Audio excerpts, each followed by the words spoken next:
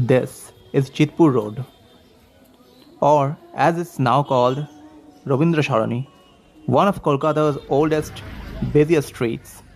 Thousands of people pass by this building every day. Most don't give it a second glance. But 287 years ago, this spot held the tallest structure in all of Calcutta. A temple so magnificent, so impossibly tall, that every ship captain on the Hooghly River used it to navigate their way to port. They called it the Black Pagoda, and the man who built it, he ruled North Kolkata like a king. This is his story, and the lesson it holds for every one of us.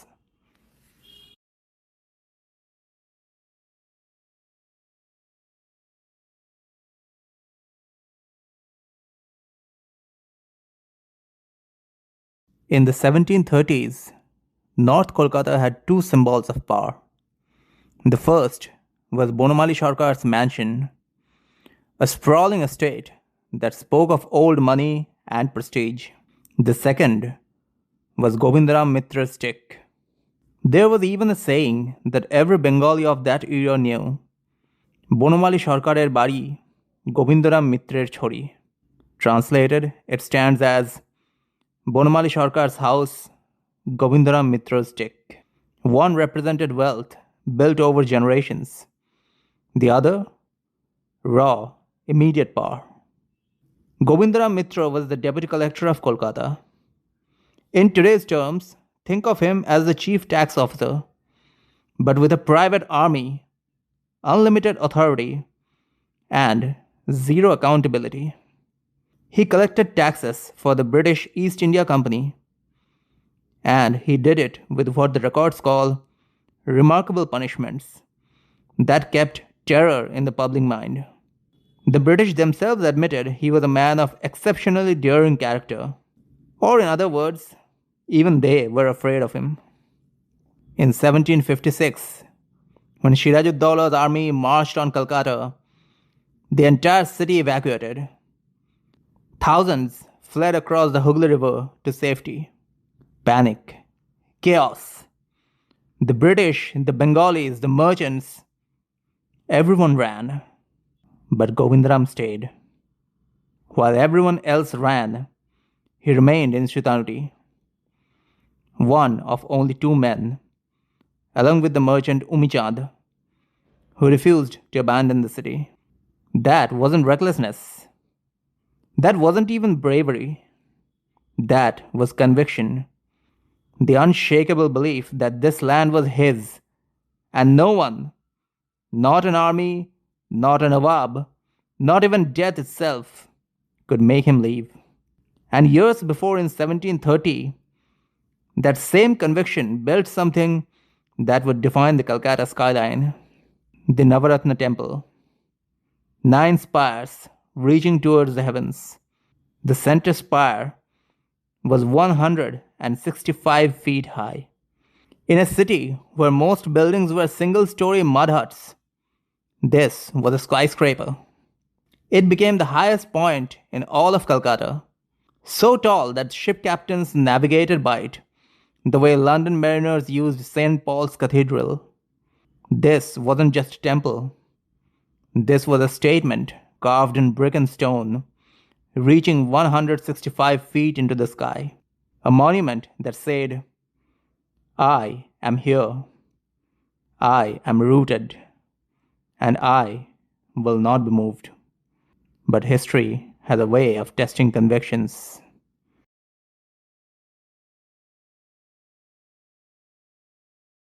October 11th, 1737, a Friday.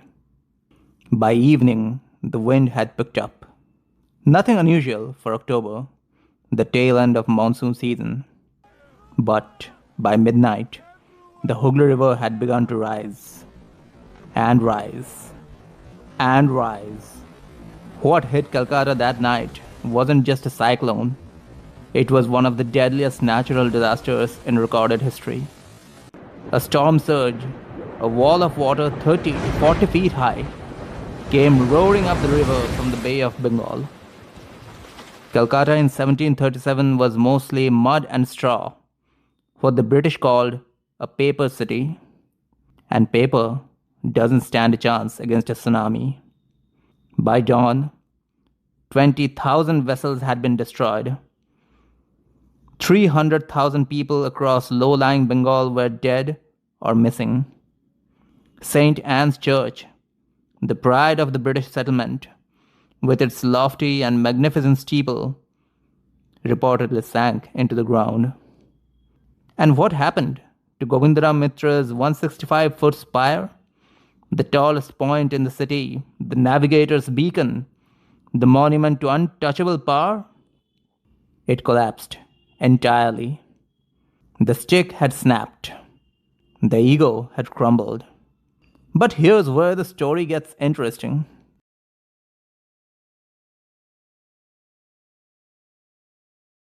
Gobindaram Mitra survived the cyclone. His wealth largely intact. His power still formidable. Life went on. He continued collecting taxes, continued wielding his stick, metaphorically at least. But years later, in 1752, a British official named J.Z. Holwell started asking uncomfortable questions. Holwell had been going through the accounts, and something didn't add up. Specifically, lakhs of rupees didn't add up. Gobindaram Mitra, the man who collected taxes for the company, appeared to have creative accounting practices. By 1752, Holwell formally accused him: dishonesty, embezzlement, corruption. But here's where the story reveals something deeper than one man's greed. Because Govindaram didn't just deny the charges, he didn't just make excuses. He made an argument. He pointed out that every deputy collector in the company, Bengali or British, engaged in the same practices, that his official salary was so absurdly small, he couldn't possibly maintain the equipage and attendance necessary for an officer of his station without supplementary income. In other words, you don't pay me enough to do the job the way you expect it done, so I take what I need. And he was right. The East India Company had what historian R. Wilson called a vicious policy. They deliberately underpaid their servants, both British and Indian. They knew full well that these employees would make up the difference through perquisites, private trade, and yes, corruption. If the English collector could supplement his meager salary through questionable means, why shouldn't his Bengali deputy? The system wasn't broken. The system was designed this way. Sound familiar? Underpay your workforce. Overcompensate the top. Create a system where cutting corners isn't just accepted, it's necessary for survival. The gig economy, the hustle culture, the unspoken understanding that your official job doesn't actually pay enough to live on. The British East India Company taught us this model, and we learned the lesson well. Too well. But Holwell wasn't interested in philosophical arguments about systemic corruption. He wanted documentation, proof, the actual ledgers. And that's when Gobindaram produced his masterstroke. He declared, "The 1737 cyclone destroyed all my records." Convenient, wasn't it? The greatest natural disaster in the city's history had also happened to wash away every single piece of evidence. But Holwell wasn't satisfied. He wanted physical proof of the destruction, witness testimony, something. That's when excuse number 2 emerged. Termites ate them. First the cyclone, then the termites. Between the two, every shred of accountability disappeared. Think about the poetry of that. The man who built a 165-foot monument to his permanence, who stayed when everyone else fled, who argued that the system itself forced his hand, couldn't produce a single page of documentation. What about the temple now? Parts of it still stand. But the ledgers, gone.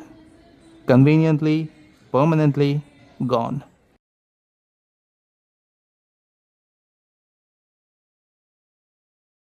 So, what does this have to do with us? With you? With me? Everything.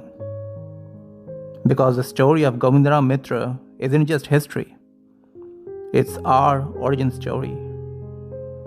The corruption we see in every layer of government, we learned it from a system that made corruption necessary for survival.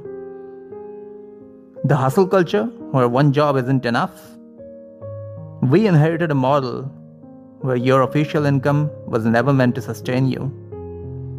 The creative accounting, the missing receipts, the don't ask, don't tell approach to finances, all of it traces back to this moment, to this system, to this lesson we learned too well.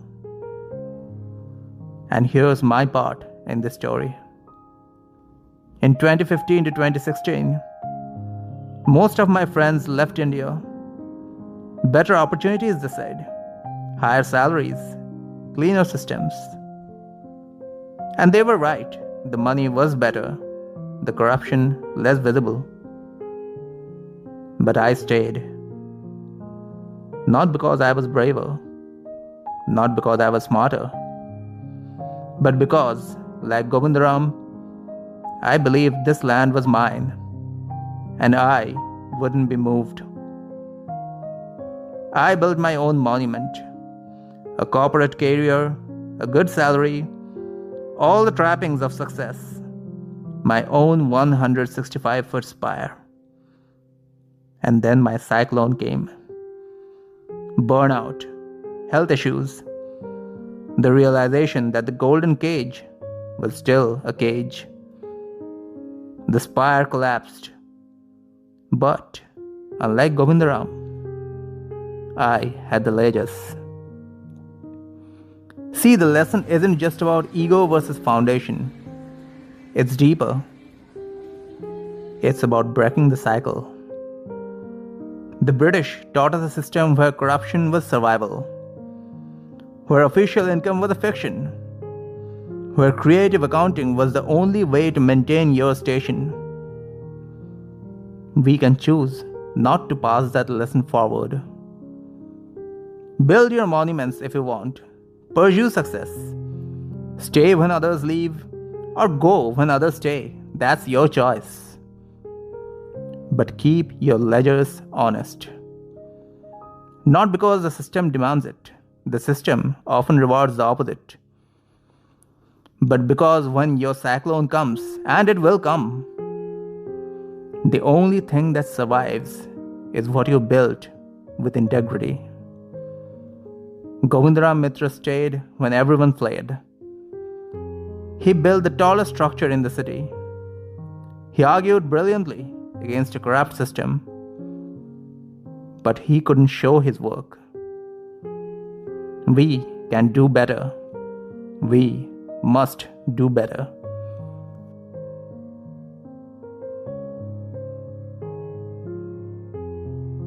This is Jitpur Road today. Busy, chaotic, alive. Thousands pass this temple every day. Most don't know the story. They don't see the 165-foot spire that once stood here. They don't remember the man who stayed when everyone else ran. But the foundation remembers. The stones remember. They remember what survives.